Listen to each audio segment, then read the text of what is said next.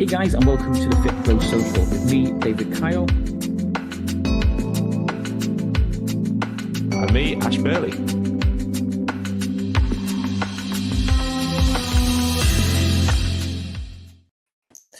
Good morning and welcome to this week's FitPro Social with myself and Ash Burley. Hey everyone. Things? Good. Yeah, interesting few days, as we'll chat about beforehand. Few changes and stuff happening for the business, but overall, yeah, pretty good. I'm good today. Bit of a hectic day yesterday, but yeah, I'm actually good today. Yeah, quite looking forward to the weekend, if I'm perfectly honest. Got some work to do in the house, so hopefully distract me from some things. Okay, before we go into what we're going to talk about today, let's talk about the weekend then. What is your weekend routine? Is it 50-50 work, play, or is it like work, play, rest, or is it completely just rest, or it just depends what comes up, or what do you do on the weekend? I mean, I'd love to say that I just completely switch off and have the entire weekend off, but that's not the case. It varies, to be honest with you. Like what I normally do on a Friday, I tend to go through and think like, what's the plans for at least a week ahead? What's happened this particular week? Like I kind of do a recap on the week. Generally, have a look at the numbers, see where I'm at with things, and look at what we need to get done next week. And the idea of that is I can then prepare for our team meeting, which we have on a Monday. So that's generally what I kind of do on a Friday, and that kind of takes what I do over the weekend. Generally speaking, I'll normally do some kind of work as well. Sometimes it'll be actually specific work that needs to get done. Like if I've got lots on, let's say if I'm doing like a big SOP change, or maybe I'm updating some of our content. At the end of the day, it's me that films the content. As much as we talk about outsourcing and teams and things like that, I'm face of our company. So like I'm the one that creates content. I'm the one that has to film it and do training videos or whatever. So sometimes I use the weekend for that. And if I've got lots to do, I find that the weekends, people don't tend to bother me as much. Not that I'm not being bothered, but I don't get as many messages. Or when I do get messages, there's an expectation it's the weekend. So people aren't as normally annoyed if I then take a few days to get back to them. So sometimes I use that time to do that. But generally speaking, I'll try and have a little bit of time off. I'll normally do like some social stuff, do some maybe a bit of outreach stuff on my personal things. And that's generally what I'll do. And then normally I spend at least one of the days doing something outdoors if the weather's good. So like biking, climbing, go for a walk somewhere or something like that. And then maybe try and spend a bit of family time as well with it. But there's normally some kind of work happening on one of those days. Sometimes it's more than usual, but there's normally something that happens. What about you? What do you normally do at a weekend? Yeah, it's something similar, because it's one of those things where we actually spoke about this before the session starts, that it's like quiet time, so you can actually get your work done. You don't have staff chasing you down. You don't have clients chasing you down. There's nothing going on in the business that needs to be fixed right here, right now. So you kind of have that time. So usually we kind of split it really between going for a walk with Hank. We generally do that most weekends, to depending what Holly's up to. If she's going out, then I might go and train or go for a run or something, and then watch a film. But yeah, like there's always work that goes on, and like you say, that is probably the best time to get good critical work done, where you have no distractions and no one chasing you down for answers or updates or insights, and you can just work. Yeah, I don't know about, and that's not really what we're talking about today, but I think interestingly enough, I quite enjoy working like that. I find sometimes, I don't know about you, Dave, but like, when you're doing stuff through the week, and let's say you might have a call booked in, or you've got other things you've got to do later in the day. When you try and do critical work, stuff that requires quite a bit of thinking, or maybe a bit of creativity, knowing that there's something about to happen in an hour or 2 hours time can actually seem to affect things. Or you'll get to the point where I can't kind of finish this off yet because I've got a call in half an hour. So like it can affect your flow.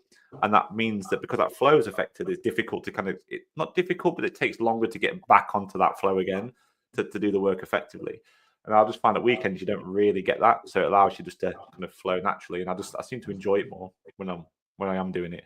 But obviously, I was thinking about that kind of topic a lot the other day, because obviously when we used to work for other people, we'd have to be in work for a certain time. We'd have to be at a session for a certain time. We were time abided by, if that makes sense. So if your first session was at 12 o'clock, then you knew you had to go to the gym, clean up, get all your bits done, get everything done by 12 o'clock. And then as you were squeezing closer to that time, you're like, rushing and moving things around. So yeah, it's definitely one of those things when you can actually start working on the business compared to working in the business, your stress levels actually do reduce for smaller tasks like that where you actually time abided, whereas now we're not. Yeah. Although we say we're going to start this at 11:30 every Friday, we're not like it's rigid because we have that flexibility. Yeah, I think it does make a big difference when you start getting those kind of things in place. And yeah, I find it. I do find that stuff quite interesting. Actually, I do find that stuff. That might be a really good thing to talk about one of these episodes. Actually, really dig into that kind of thing. Yeah, that might be quite cool to do. But obviously, that's not here what we're here today to talk about. We're here to talk about financial targets, which sounds extremely boring, doesn't it? But very, very important. So yeah, Dave, why financial targets? Why are we talking about that today? Yeah, I think it's one of those things. Obviously, both of us grew up with different backgrounds. Obviously, I don't know your financial background specifically, but for me, when I was growing up on a council estate with a family that has very limited to no money, being able to earn 40k, 50k, 60k, 70k, 100k a year was just like never going to happen. That's just impossible. And I think that took me a while to break through that I can actually earn whatever I want to earn, being my own boss. And they're the things that I think you need to break through if you really do want to move your business to that next level by saying, you know what, I actually want to get, no, I don't want 25k anymore. I can't afford to live on 25k. I need to be at 40k. Deciding that you need to be at 40k now literally gives you a whole framework, a whole path to follow to get you there, because you just need to fill in the gaps. And I think that's kind of deeply where we need to go into. Yeah, I think so. I mean, interestingly enough, I think I can always remember being told once that the biggest roadblock in any business is the person that owns the business. So like the biggest roadblock in my business is me. The biggest roadblock in Dave's business will be him, because you can just, if you want, it's your choice, isn't it? Like, unless you can get past your own roadblocks, Yeah, like your business ain't going to go anywhere. And I think that's this financial one's a big thing. Like when I talk to people sometimes about numbers, they go, well, I don't know if I can do that. Is it going to be easy enough to do that? I'm like, well, yeah, it is. Like, you're not talking a huge amount sometimes. I can even remember speaking to someone the other day. They wanted to add $4,000 onto their existing $6,000 business that they do. They do $6,000 a month. They want to add around another $4,000 on top of it from an online perspective. They've already got an in-person business. They do about $6,000 a month in there. And I was like, because is it possible? I was like, well, yeah, of course it is. I mean, you're already doing a lot of that already. Like, they're not huge targets, but the thing is, the biggest thing that's going to hold that person back is the fact they think it's going to be difficult. I'm not saying it's going to be super easy, but if you start putting your own barriers up, it's much harder to hit those particular targets. And I think as well, like you kind of said it there before, like once you understand your targets and you can you figure out how you can actually get there. There's something that we talk about over in our academy, and it's a dead simple format. And it's what I always start off with everybody. And it basically has, on one side of it has goals, then it has targets, and then it has systems, and then it has habits on it. And it's just this big thing at the top. And the first thing I always say to people, like, we need to understand our goals. And anyone that's ever seen my content before, you may have heard me say, like, you shouldn't set yourself financial goals. And a lot of people think, well, why not? Like, surely that's important. I said, it is, but it's not a goal. So a goal to me is what you want your business to do for you, what you want your life to be like, and things like that. And I think if you can understand what you want your life to be like, it becomes easier than to break through these financial barriers that you might have. Because when you understand that overall goal, the bigger picture, you can then work backwards from that and go, okay, let me go and set my targets now. So you set your financial targets to allow you to achieve those things. You set your time targets to go and achieve those things. Because when you set targets, you can then know, okay, what do I need my business to look like? What do I need staff or don't I need staff? All those different things can be done with these targets. Like, it's not just about financial targets, there's other things you'll do. But then once you've got those targets in place, what's the next step? You build systems to support those targets. Once you've got those systems that you know what you need to do now because you've got those targets, you know what things you need to go and hit. So you know whether those systems are working or not because you've got those targets. Once you've got the systems in place, the next thing is just build habits. You build habits to make sure those systems are working all the time. Like, how do you check on your KPIs, all those kind of things. And that should, for anyone listening to this, I'm guessing most people listening to this are going to be PTs and coaches, that basic principle should be very familiar. if you think about what you do with your clients on a day-to-day basis, they set a goal, you then build a target for them. So you need to lose X amount of weight maybe or whatever. And then you create systems, some kind of nutrition plan, some kind of workout plan to hit those targets. And then what they do, you help them build the habits so they can maintain those systems consistently until eventually they hit their goals.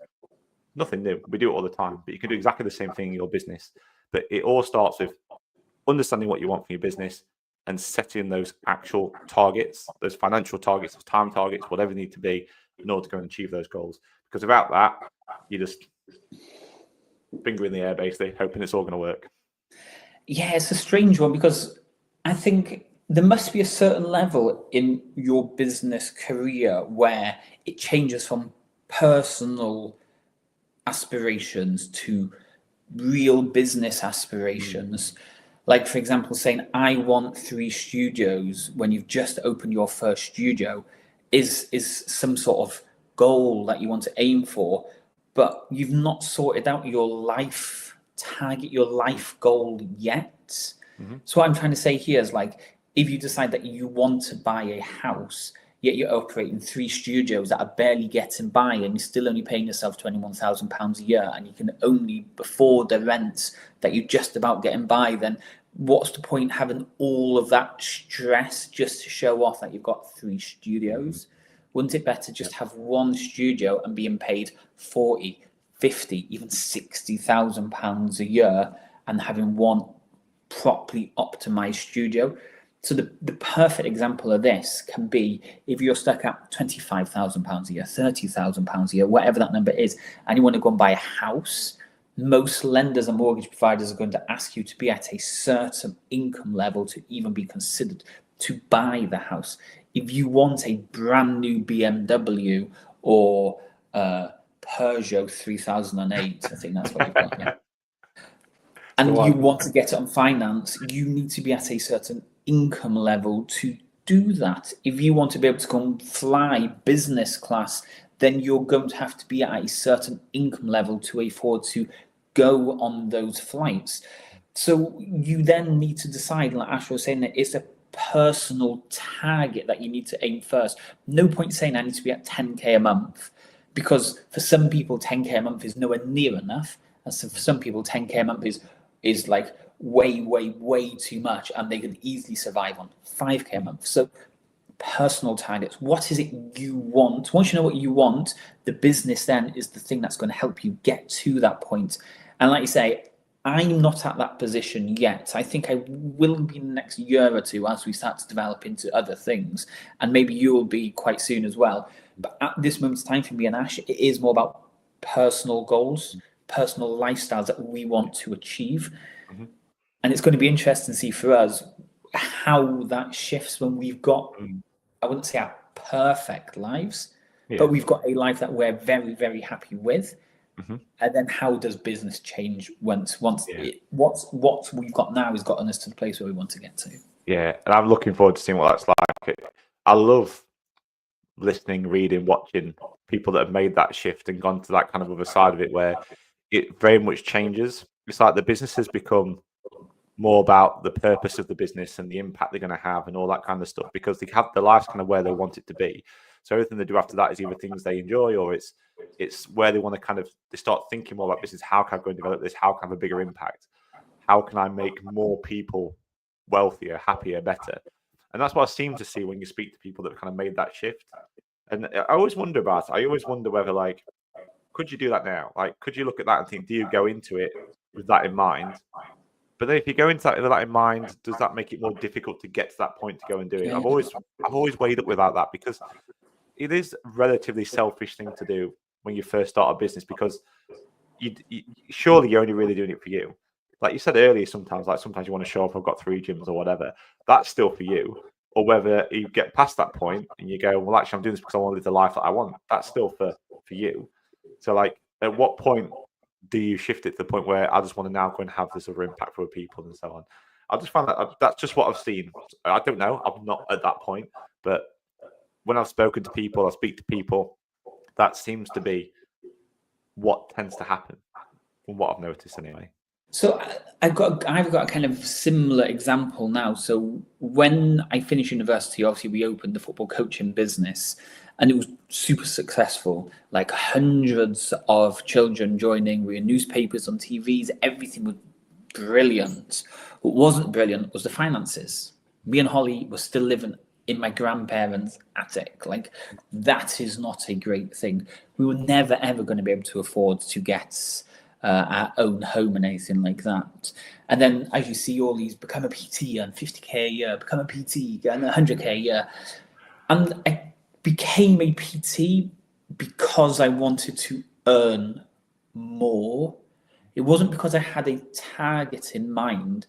I joined it because I thought that's what would pay me the money I wanted to earn. And then when you became a PT and you realize, yeah, I need to do a lot of work to get to that point, things change. But yeah, I think most of us get into business, even deciding to become a PT because I think that will pay me more money. It was still that, like, wow, I'd love to open a gym. How cool would that be and everything? You're still doing it for yourselves without really thinking about the end goal. It's only maybe a few months in, 6 months, maybe a year in, where you really need to now shift from, wow, this is fun, this is exciting, this is cool, to, okay, I've got this car, I've got this vehicle, now I'm going to really optimize it to get me to where I want to get to in my life. I want to be able to go on 3 holidays a year. I want to be able to buy a decent car. I want to be able to buy my own house. I want to be comfortable so I can start having children. Like all of these things come into it, and they all require finances. So if you're saying I can't get past 25k a year, then you've put a lock on your business that you can't go past because you've put the lock on yourself saying that you can't earn more than that. I wonder what that kind of lock is. It's interesting. I find it really interesting when people do put barriers and locks. Like I've done it before. I've definitely done it before. I couldn't tell you why I did it. Maybe sometimes it was ego. I think in the early days, maybe ego was like, I don't want to fail. So I became scared of failing. So I thought if I put a barrier on this, if I want to, like, say, increase my income, I even need to charge more. I need to, but if I'm charging more, are people going to pay for it or not? And if they do pay for it, can I provide that enough value for them and all those kind of things? Like I'm wondering whether maybe my ego would allow that to happen because I was scared of failing. I didn't want people to see me as failing. Possibly, I don't know. But I just find it interesting, these blocks that we tend to have. Where now, like, I don't really think about things as blocks. Like no matter what the challenge is that turns up, I don't think of it as a block. I'm just like, okay, as we were talking about earlier, something happened yesterday. Like it's going to be a challenge to deal with, but I can deal with it. Like it's just, I don't have those blocks anymore. I don't know what it was that shifted, but I don't really have. That's why I'm wondering where it was ego, whether it's either failure or something like that. Like you said earlier, show off maybe as a business owner. But do you think the society, especially around the government and taxes and all those type of things, isn't also another reason that stops people from wanting to grow? Like, if you once you start earning 54k a year, then you start paying 40% tax or whatever it is, and anything over that amount, and you're like, well, I'm not giving half of my money away, so I don't want to get to that point. Or when you get to 83,000, you've got to start paying VAT. Well, I don't want to give another 10% away if we're going to go on flat rate on top of the 8% I've also got to pay in tax, on top of all the other taxes I get paid. And it's like you're rebelling, but also punishing yourself. Definitely. I think a lot of people do punish themselves for that. I think a lot of people say, I don't want to earn over that amount. There's ways around it, you see. And I think it depends on what you want to do with your business. It kind of goes back to those targets and goals again. So if we look at the VAT one, the VAT's probably the most popular one we tend to see. I mean, how many times have you been told by people you work with, Dave, like, I don't want to sell it anymore because I don't want to go over the VAT threshold? Yeah. And that happens, I think, sometimes because of a bit of poor planning. And if you don't go over the VAT threshold, it's going to be, you are limiting yourself, whichever way you look at it. Now, I completely get it. If you think, right, I'm gonna do an 80 grand a year, and if I push a bit harder, I might get 90. Okay, now I've got to add VAT on everything, so I'm not going to put my prices up by 20%. I'll give you some ideas what you could do that in the gym in a minute if that is the case, to make that a lot less. But 80 grand is not a lot. You can't pay yourself a real good wage if your business is stuck at £80,000. You can't. You need to think about, if that's the position you're in, You need to commit and go, okay, I'm going to commit to this now and push it further so that it's justifiable. The other thing as well is if you go into a business, like every business I've started recently, in the recent years, the past like 5, 6, 7 years or whatever, I've always gone back register straight away because kind of what Dave says there, unless we're earning that amount of money, we're not going to be able to do the things that we want to do. So because I knew what my goal was for the business or for me and what I want the business to do for me, I could then set targets. And because I set those targets to achieve that, I knew that was going to be a thing at some point. So I priced accordingly. You price to make sure that accounts for it because that's just an overhead for your business. So from a VAT perspective, I think some of this comes down to planning. There are going to be occasions where maybe that didn't happen because, like we talked about earlier, we don't always go into this thinking about it in the right way, setting the right kind of targets, understanding why we're doing it, where we get to a position where we feel we have to absorb the VAT when we hit that change. There are definitely things you can do with that. My best advice would be go and speak to your accountant. If you don't have an accountant, get one. Like you're going to need one for the VAT side of it, especially for gym owners. There's all sorts of things you can do depending on your turnover, like this flat rate VAT that can save you on that and all sorts of things. So definitely speak to like a professional about that and they'll be able to help you mitigate that. And then you can also then look at putting up your existing prices for your existing clients way to account for that. If you do it right, you could probably do an 8% increase, which is still quite a bit for a client, but then that will put you back in the same position again in terms of your take home. If you did the flat rate thing, but it all depends on your situation and all sorts of stuff. So definitely speak to an accountant or whatever about that. But the other side of it's as you mentioned there, like your allowances. So obviously we all have allowances of how much tax and stuff that we can we have that before we start paying tax. We have the lower end allowance, and then we have this kind of other range, the high bracket, I think whatever it is now, 54,000. And then when you go above that, you're paying a high rate and so on. Like it builds up, and that's how most tax systems work. It means that people have the most money tend to pay the most tax theoretically.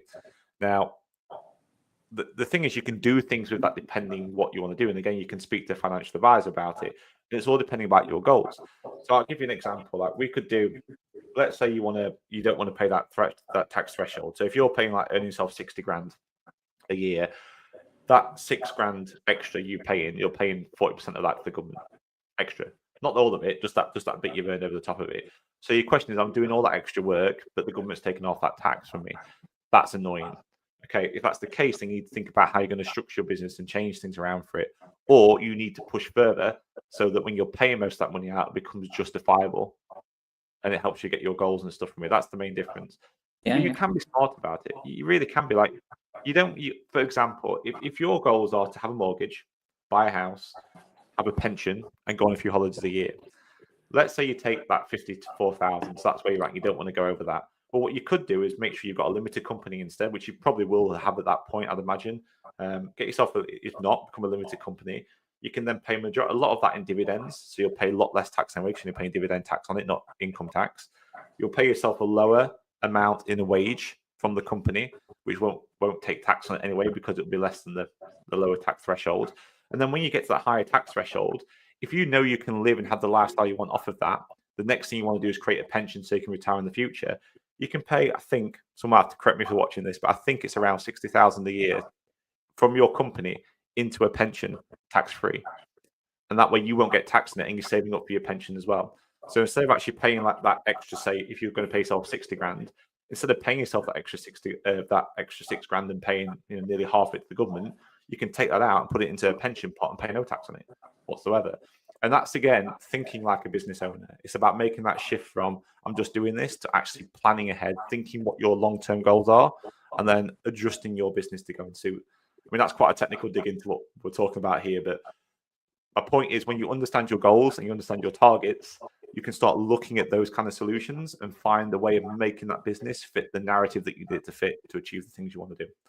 That's my long way-ended way of saying it. At the same time, these restrictions are there. Or I wouldn't say restrictions. These hurdles are there. So they're there. So why not just push through? Don't be scared of them. Like you just said there. If you want to run a proper fitness business, then just add 10% on to everybody's prices from the off. Put that money to the side, even though you're not paying VAT, you're already starting to claim it. So it's not a shock when it arrives. Like, you know that's going to happen. And likewise, when you get to that 54K and you're like, you know what, I still need that little bit more, then you have to pay 40%. You don't get frustrated or annoyed or like, I hate the government or anything like that. That is what the rules are at this moment in time. So you just have to get past it. Like, if you want this amazing life that you probably do desire, with the house, with the holidays, with the car, with the gym, with the family, and all this stuff that you really want, then it does come at a cost of working, but a cost of taxes, which you can't escape. Even when you die, you've still got to pay taxes when you die. So there's always going to be taxes there. So you just have to get over it, get over yourself, and just move past them.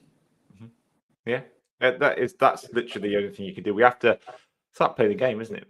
Yeah, there's rules of the game. We have to play by those rules if we want to win. That's it. I mean, that's all you have to do, and we can't blame anybody else. The situations and stuff we're in. I mean, that's one of the biggest things any business owner can do is take full and utter responsibility for every single thing, because it is, like it's your responsibility. Period. Like, you own the business. That's it. You're responsible for what your staff do. You're responsible for what happens to your customers and your clients. You're responsible for paying your taxes. You're responsible for playing by the rules. Like, you're responsible for getting your business to where you want it to be. You're responsible for your own goals in your life. Like, you have to take full responsibility for it all. I think the moment you do, the easier it becomes to start making those kind of decisions and push through these things. And I think kind of maybe that's what we talked about earlier. Like, is it ego? Is it fear? Like, do these things like hold you back because you're scared of those things? Or are you going to start treating this like a business owner, look at it like a business, and actually just plan properly? Like, that's what it comes down to. Just like, plan these things properly, think about what you actually want out of this, and then just build that around it. That's all it is, and push through these key things. And I think as well, like, Dave, I'm sure you've probably done this before. Like, how many times have you said you want to do something particular, maybe in your life or in a business, then gone, right, shit, I need to maybe have I need to get a certain amount of income to do this particular thing, or invest in this, or buy this thing, because I'm going to change some stuff in the business. And that might mean you're going to have a big tax liability, but you look at it and go, right, I know I'm going to have this tax liability. This is what I need to go and do. Let's hustle and get it done. I've done it before. I'm sure you've done it before. The biggest one was like 2 years ago, when the landlord was like, you've got 6 months to move out the house. And if you know me and Holly, we go on lots of holidays. We do not save. Like, we do not save. We would rather spend that on holidays and traveling the world and everything. So when he said, you've got 6 months to leave, I had 6 months to find 5% deposit. And I launched the FitPro incubator, and it's like happily ever after type of thing. That found me the money, that gave me the money, moved into a house, got a lovely bill from the accountant then, that you now earn this amount. Like, oh no, really?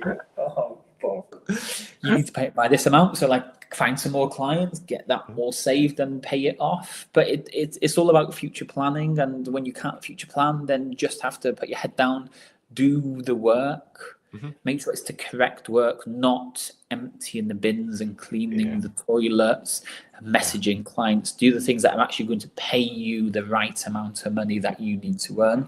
And yeah, guy, you only live once. Like, you only live once. Don't just think, you know what, I'm stuck at 25 or 30K. The business is doing okay.